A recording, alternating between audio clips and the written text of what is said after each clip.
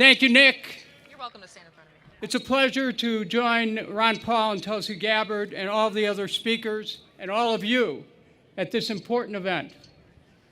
Brothers and sisters, we gather here this afternoon before this national shrine dedicated to an apostle of healing with the recognition that we are at an epoch of American history, no less fraught than that which was faced by Abraham Lincoln, but with the knowledge that our nation has survived times of division by invoking the power of spirit, the light of truth, and in the words of the prophet Isaiah, through making justice the measuring line.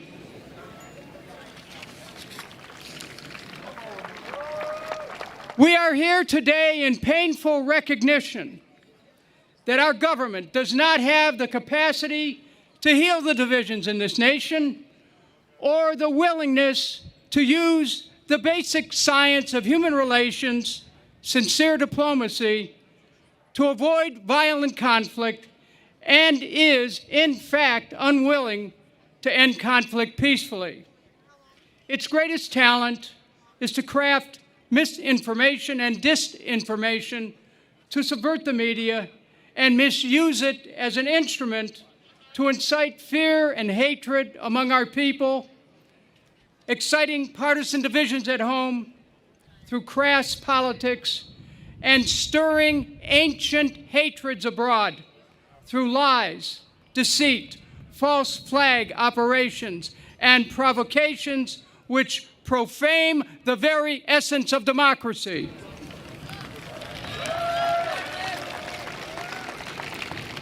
In blowing up the Nord Stream pipeline, this government has deliberately circumvented Article 1 of the U.S. Constitution, the authority of Congress to make war. It has violated international criminal law by conspiring to commit acts of sabotage and violence on the high seas.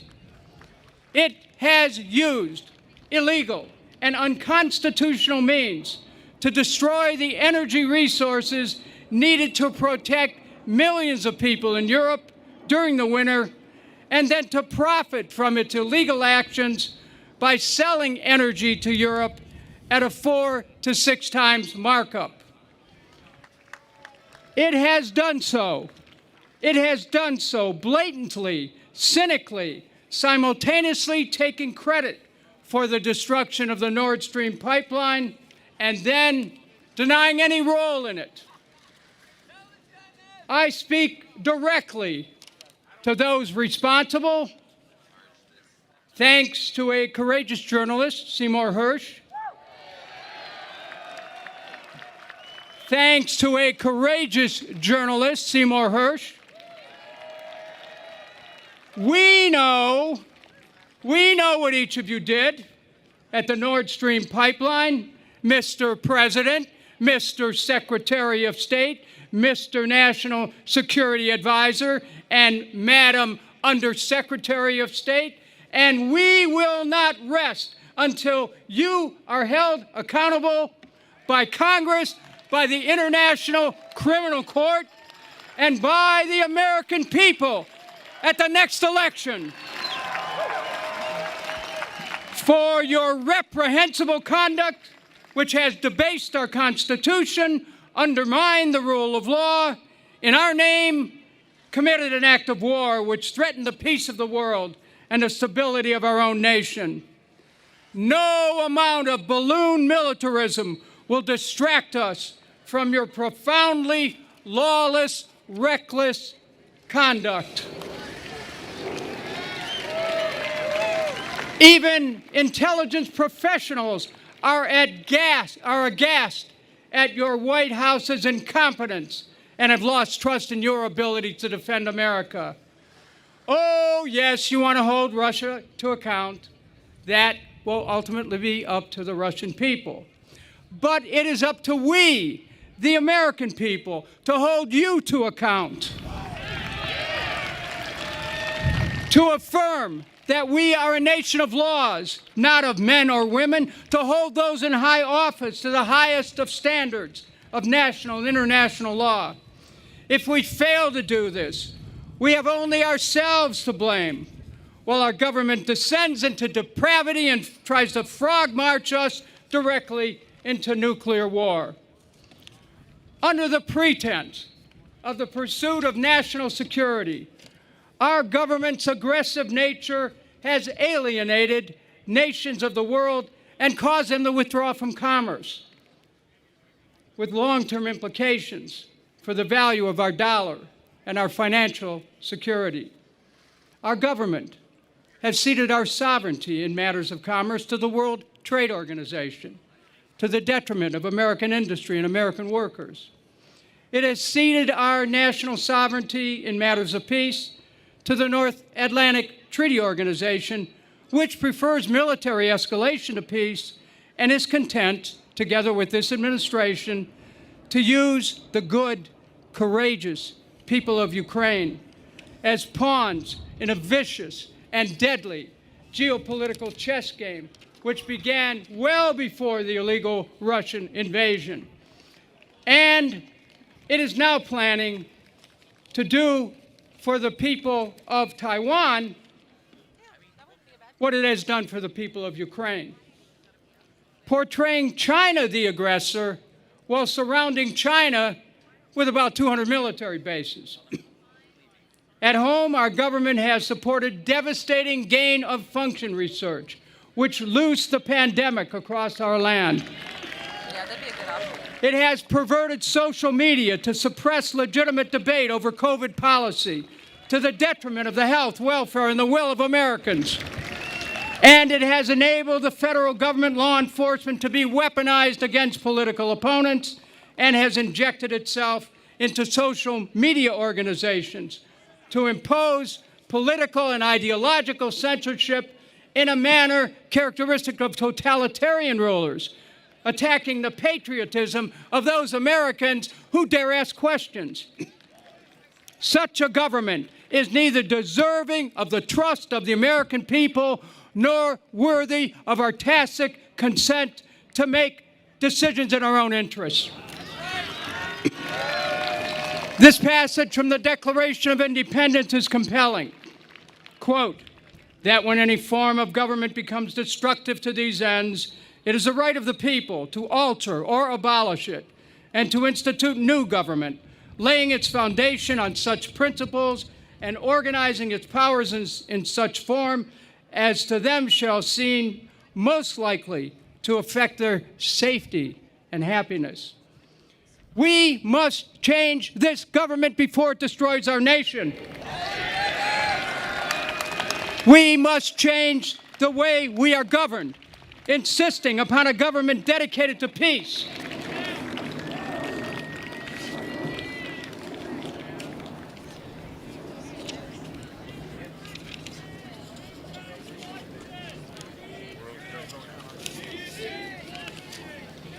And that dedication must be to peace at home and abroad.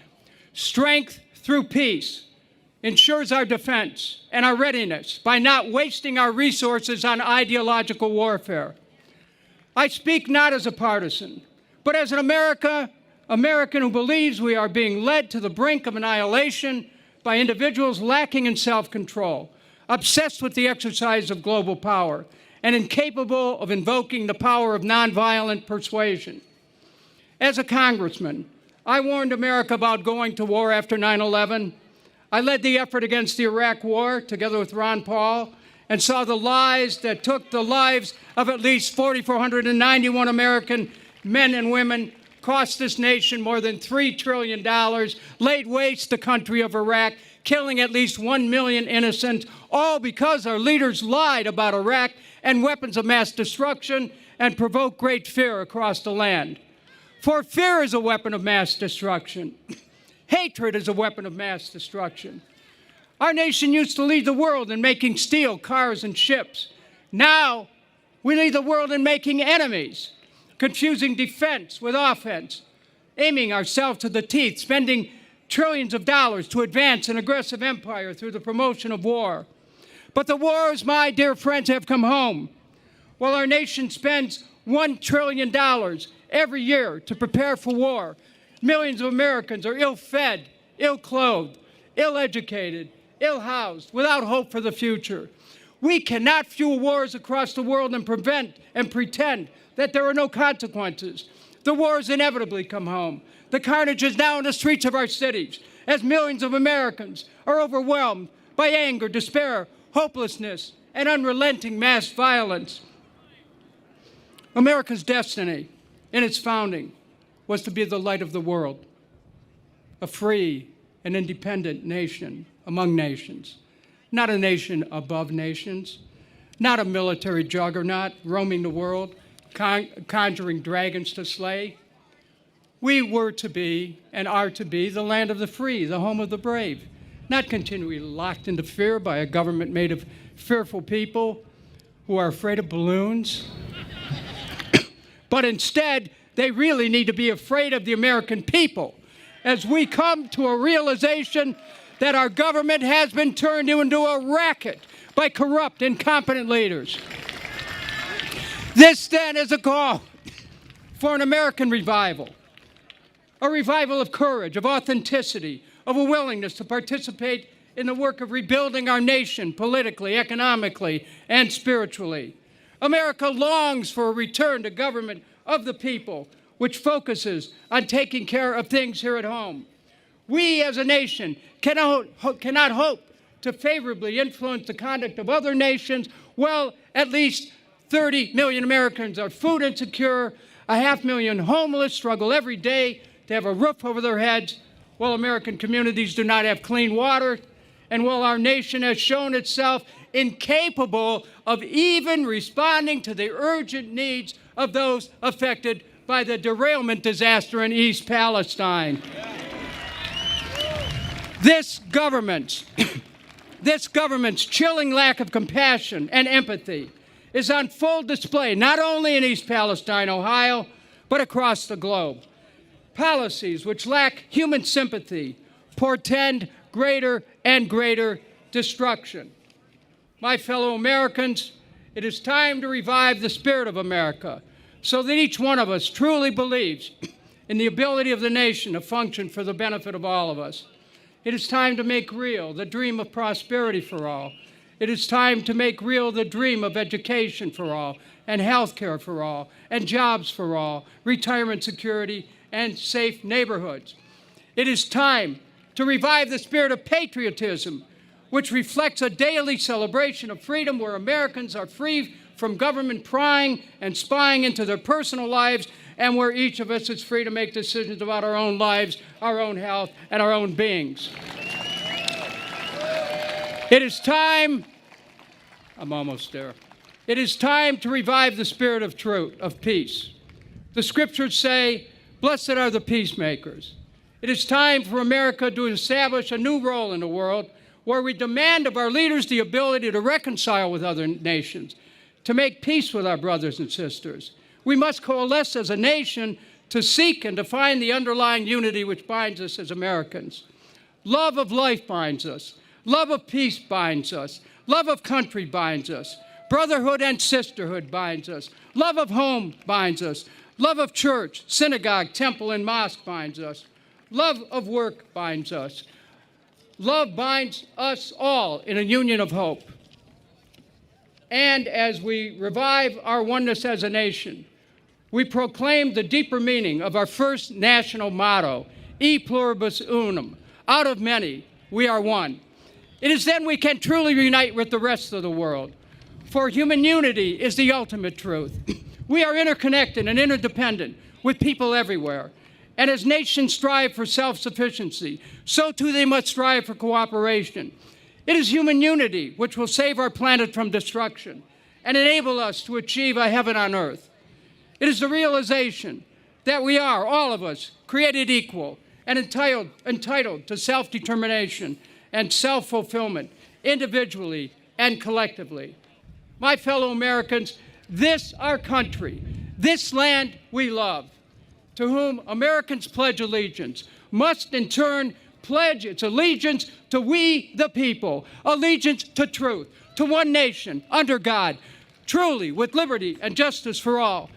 Let us proceed then by these words from Lincoln's second inaugural, with malice towards none, with charity for all, with firmness in the right, as God gives us to see the right. Thank you very much.